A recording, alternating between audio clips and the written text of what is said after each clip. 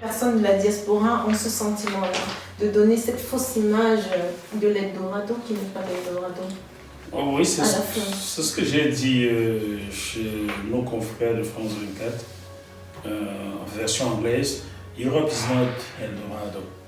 C'est pas l'Eldorado de l'Europe. Europe is Europe. Il faut bien que certains de nos frères africains comprennent que nous pouvons faire beaucoup avec ce que nous avons en Afrique. Je sais de quoi je parle. Et quelqu'un nous dira, Jackie, quelqu'un, je suis certain, qui va dire, et pourquoi vous ne rentrez pas? Qu'est-ce que tu réponds à cela? Pourquoi je ne rentre pas aujourd'hui? C'est que le chez vous, c'est l'endroit où vous vivez. C'est une fois l'Europe que je l'ai compris. Au Cameroun, je ne misérais pas. C'est juste que je n'avais pas de prospective d'avenir. Je n'avais pas de perspective d'avenir et surtout, je ne faisais pas le métier qui me plaisait. De mes rêves. Voilà, je faisais. Tu ne t'étais pas réalisé. Je faisais quelque chose pour survivre. Exact. Bon, jusque-là, je survivais bien. J'ai quand même acheté mon premier terrain, de l'argent, j'ai travaillé au Carrefour Anguissa. Voilà. J'ai envoyé quelques fois mes frères à l'école. Avec cet argent-là, et ma fiancée de l'époque a obtenu le bac grâce à cet argent que je travaille au Carrefour Anguissa dans mon modeste salon de coiffure. Et comment peut-on déconstruire alors cette idée de l'Eldorado qu'on renvoyait beaucoup de nos pères? Et je parlais avec des jeunes la dernière fois dans mon émission qui nous reprochaient à nous, la première génération, la deuxième, la troisième, ils me disaient mais c'est vous, quand vous revenez en Afrique pour les congés, chaque jour au matin vous mettez une paire de chaussures, à midi vous changez la paire de chaussures. Il faut dire qu'on peut participer à cette idée-là.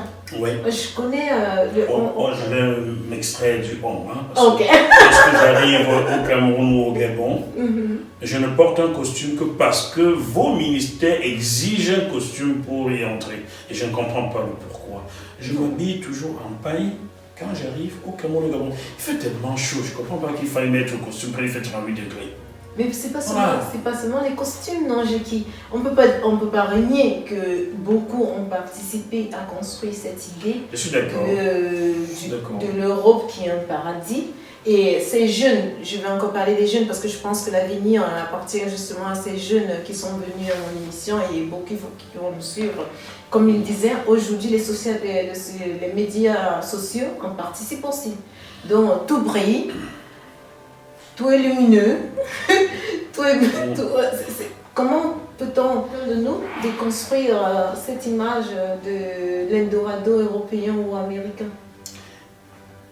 Comment? En disant la vérité aux gens, même si vous ne serez pas cru. Moi j'ai essayé, avec feu mon épouse Danielle, qui était blanche de peau.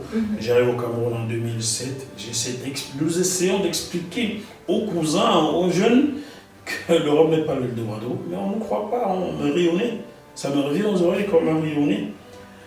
Mais quand vous voyez la télé, Jackie, vous n'avez pas dit que c'est pas l'Eldorado. C'est pas encore vers la télé. Okay. En 2007, d'accord, j'ai déjà bossé pour 2 chaînes de télé en France. Yves Première, où j'ai débuté avec Christophe Abel et Patrice Boisfer, que je salue s'ils nous regardent, ceux qui nous regardent. Mais c'est une chaîne mais c'est toujours la télé. D'un département. Donc ça ne se voit pas en Afrique. Ensuite, j'ai bossé pour Direct 8 qui est CNews, mais non, ce n'était pas encore sur les bouquets. Donc on ne m'avait pas encore vu en Afrique. Ce n'est qu'à partir de la Coupe d'Afrique des Nations 2008 au Ghana, qu'on me voit à la télé au Cameroun, car la chaîne Vox Africa que j'ouvre, oui, vous ne le savez certainement pas, je suis le tout premier journaliste de Vox Africa, tant reporter que présentateur, qui appartient à Paul Foucault, Cameroun et Baron. Voilà, donc ce n'est qu'à partir de 2008, avec cette Coupe d'Afrique des Nations au Ghana, que les gens me voient à la télé au Cameroun. Pourquoi? Sans m'avoir informé, on n'a pas besoin de mon aval, Vox Africa a replacé ces émissions-là à Canal 2 au Cameroun, 2STV au Sénégal et Eurosport France. C'est fait ici au Ghana. Ici au Ghana, j'ai présenté mes émissions, mais non, personne ne me voit, mais tout le monde me voit. Tout le monde sait que tu es au pays. J'arrive au Cameroun juste après. Ma photo est dans des journaux à côté de celle de Edou Douanon Glacé, là. Un comédien, un humoriste qui à l'époque a le vent en peau. Alors, je découvre que je n'ai même plus le droit de manger les beignets au quartier. Mais toi aussi. On vient me dire, ah, toi aussi tu veux nous montrer quoi? On t'a vu à la télé, tu veux manger bien. Je dis, mon frère, c'est pas avec ces beignets-là qu'on a grandi. Maintenant, parce que tu m'as vu à la télé, je ne peux plus avoir le droit de manger. Mon frère, si tu en manges aussi, toi aussi, tu peux casser. Donc, j'ai commencé à me rendre compte que ma petite notoriété va désormais être un poids pour moi à partir de 2008. Et jusqu'aujourd'hui, ça n'a plus changé. Ça s'est même aggravé d'ailleurs. Aujourd'hui, lorsque les gens me parlent du Cameroun, j'ai parfois l'impression qu'on parle à Rockefeller. Mes frères, je suis un pauvre type, je n'ai pas d'argent. Ce que vous pouvez faire là, c'est le sacerdoce, vous comprenez? Il faut. Mais comment tu vas faire? Comment vous allez faire? Excusez-moi. Vous allez faire pour expliquer aux gens que c'est du sacerdoce quand votre parcours, il est si challenging. Vous avez parcouru tellement de difficultés, tellement de... Votre parcours, il est non seulement brillant, mais il est tumultueux. Et vous avez réussi, Jackie. N'est-ce pas un peu un appel? Qu'est-ce que c'est que réussir? Ah, ça c'est une bonne question. Qu'est-ce que c'est réussir? Bon, d'accord. Oui, j'ai tourné plusieurs documentaires. Celui dont je suis fier des deux d'entre eux. Vous êtes passé sur France 24 quand même, c'est pas tout le monde qui passe sur France 24. Vous ne connaissez pas sur France 24? Oui. Mais vous le dites aujourd'hui. Comme on dit au pays, laisse-moi moi, je vais passer là-bas, après je vais dire que ce n'est plus je pense que j'ai été plus vu sur ma chaîne GMTV plus que sur France 24. Oh. C'est une réalité. Je peux me permettre. Oui. Car mes téléspectateurs vont aussi regarder votre chaîne désormais. JMTV Plus fait en moyenne 800 000 vues par mois que sur YouTube. Sachant que beaucoup de chaînes de télévision au Cameroun piquent mes émissions diffusées sans même payer mes droits. Donc en moyenne par mois, je dois être vu au moins 2 à 3 millions de fois. Je ne pense pas que France 24, je pense pas que France 24 fasse 3 millions de vues le mois. Donc ça prouve encore que vous avez eu un parcours, certes, difficile, mais que l'Europe vous a permis quand même de réaliser votre rêve. Oui, quand j'arrive en... Il faut le dire, il faut le reconnaître. C'est vrai, il faut le reconnaître. Quand j'arrive en Europe, au Cameroun, mes rêves étaient noyés. Exact. Pour moi, j'ai rêvé d'être ingénieur, j'ai fait le CETIC de Ngoïkele, où j'étais toujours parmi les premiers. Ceux qui m'ont connu au CETIC savent de quoi je parle. D'ailleurs, à la chorale, j'étais avec votre grande sœur Alice. On est parti quand j'ai rentré au collège, mais ensuite j'ai eu vos grandes sœurs Laurentine, j'ai eu Chantal, bisous à vous. J'étais toujours parmi les meilleurs avec Nathan et Simon Jules. Ces trois garçons étaient toujours les premières places à l'école. Donc j'aurais pu être ingénieur, un des grands ingénieurs au Cameroun à 23 ans, mais malheureusement, après le CAP, au CETIC d'Angoïkele, pas de lycée technique, il a fallu...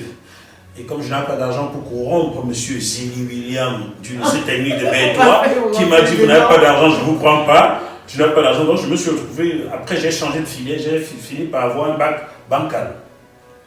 Ensuite, je n'avais pas de perspective, donc je n'ai pas pu être ingénieur, qui était un de mes souhaits.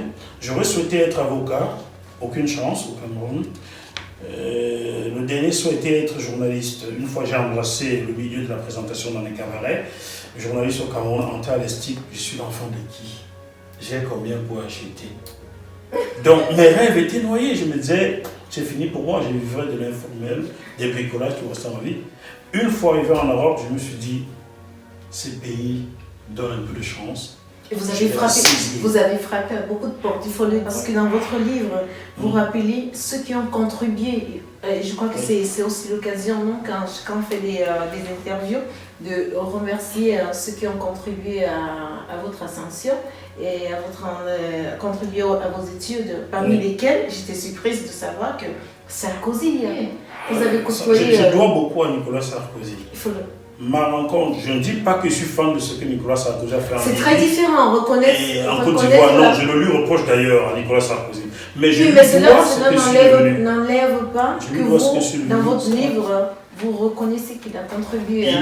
Il faut être honnête. Exact. Ça, c'est l'honnêteté intellectuelle. Ma rencontre avec Manuel Achiliman, qui est maire de la ville d'Agnès-sur-Seine, à côté de Paris, m'a permis de rencontrer Nicolas Sarkozy et Cécilia en 2003. Le jour où je remets une lettre à Cécilia Sarkozy, c'est lors d'un meeting en mars 2003. Vous osez. Et c'est ce que je vois dans votre livre, c'est que il faut toujours oser. Vous avez frappé aux portes, vous avez osé, vous avez cru à votre rêve. J'ai dérangé tout le monde. Vous avez dérangé et il y a des gens qui vous ont écouté. En fait, c'est ça. Bien sûr, j'ai osé. Et j'étais surprise. Les gens de gauche m'embaumaient, ils me disaient on est amis, ils ne faisaient rien. Quand j'écris à Jack Lang, ma lettre arrive à son domicile, pas au bureau. C'était toujours oui, on va, il n'a jamais rien fait. Bon, et c'est Nicolas Sarkozy. C'est Nicolas Sarkozy. Je me rappelle de ce meeting à Agnès-sur-Seine en mars 2003. Je suis assis à côté de Cécilia Sarkozy au premier rang. Et Nicolas Sarkozy est assis à l'estrade là. J'ai dit à Cécilia Sarkozy que j'ai une lettre pour son époux et je sais qu'en la lui remettant, je remets dans les bonnes mains. Et Cécilia me dit, vous avez bien raison. Je lève la tête, je regarde Nicolas Sarkozy. Il est très inquiet. Il semblait très inquiet à l'époque, Nicolas Sarkozy, parce que je regarde sa femme. Mais bon, sa femme est très jolie, il faut l'avouer, mais ce n'est pas sa femme que je voulais. Je le regarde, il me regarde. Sa femme était très très jolie, voilà. Et je lève la tête, je regarde Nicolas Sarkozy qui me fixe, j'ai eu cligne de l'œil, il me cligne aussi, on sourit. Et je remets la lettre à sa femme. Connaissant Nicolas Sarkozy, son tempérament, je sais qu'il va vouloir savoir.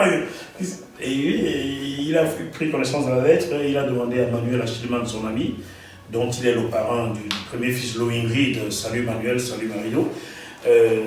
Disons, c'est qui ce monsieur? Emmanuel lui a dit du bien de moi, il a chargé Manuel de demander au préfet de faire des choses. À l'époque, je suis marié avec Daniel, et cela fait plusieurs mois, bientôt un an, mais je ne suis pas toujours régulier. J'ai un petit séjour bancal de 3 mois renouvelable. Séjour bancal. Donc, tout est parti de là, et dès que j'ai eu mon premier papier, j'ai pu tourner dans un film, un de fiançailles, en tant qu'acteur de complément. Et ensuite, j'ai fait des petits boulots en préparant mon rêve d'entrer dans une école de journalisme. Ou bien non, d'entrer d'abord en radio. Quand je pars du Gabon, je suis animateur de radio et de cabaret. Bon, je cherche dans les radios, mais tout le monde me dit vous avez un accent québécois, ça passerait pas. Accent québécois, oui, dis-moi que je suis noir, vous voulez pas me prendre. Ah, mais moi, ce que je dis, c'est que tout le monde a un accent. Tout le monde. Vous allez à Paris, vous allez à Marseille, ils ont un accent. Oh, mais oui, quand on me dit j'ai un accent, je dis écoutez, je crois que tout le monde a un accent. Donc, mon accent camerounais, je l'aurai toujours. Quand je parle français, j'ai mon accent camerounais. Quand je parle anglais, j'ai mon accent français. Donc, voilà. Donc, il faut reconnaître, remercier aussi tous ceux qui ont participé à votre parcours. Et moi, je vous dis, j'étais très surprise de lire dans votre livre que Nicolas Sarkozy y avait participé. Beaucoup. Et le groupe de la Fondation de la Seconde Chance, qui appartient au groupe Bolloré, oui, m'a versé 4 500 € qui m'ont permis d'acheter ma voiture, la voiture permettait d'aller à l'école, car j'allais à l'école de journalisme à 40 km de chez moi. Donc aller-retour, cela faisait 80 km par jour. Et comme disait ma prof, Katia David, que j'ai reçue en émission le 6 mai 2019, je suis le seul de ma promotion qui n'a jamais manqué un seul cours et qui a rendu tous ses devoirs. Ce qui fait d'office de moi le major de sa promotion. Qu'est-ce que je veux dire? Félicitations. Bon, et ça se comprend où vous êtes arrivé aujourd'hui et où vous continuez à partir. On vous souhaite d'ailleurs tout le bien du monde et je suis sûre que le meilleur à venir. Comme on dit en anglais, the sky is your limit. I'm so sure. Vous avez vu le Christ? Ah mais oui. Bon. On est venu en Italie pour comprendre ça. Oui. I'm sure the sky is your limit. Donc.